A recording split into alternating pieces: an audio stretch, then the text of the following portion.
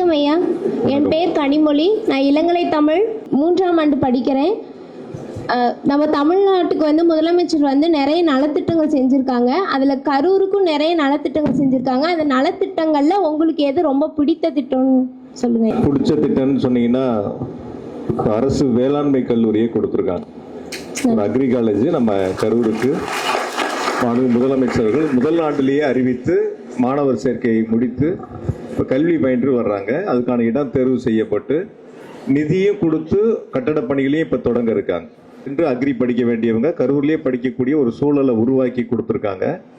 குறிப்பாக அரவக்குறிச்சியில் ஒரு arts and science college, இப்போ நம்ம பிரின்சிபல் மேடம் சொன்ன மாதிரி நிறைய அங்கே கோர்ஸஸ், புதிய கோர்ஸ் இந்த மாதிரி கொண்டு வர்றதில் மாணவ செல்வங்களுடைய எதிர்கால தேவைகளை பூர்த்தி செய்வதற்காக கொடுக்கப்பட்ட இந்த கல்லூரி என்பது எனக்கு பிடித்த திட்டம். இன்னும் நிறைய இருக்குது, பட் அதில் முக்கியமானது நம்ம கவர்மெண்ட் அக்ரி காலேஜ்.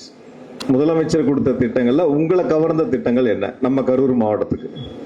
காலேஜுக்காக நான் முதல் கொண்டு வந்து சொன்னேன். நன்றி நன்றி நன்றி, தேங்க்ஸ்.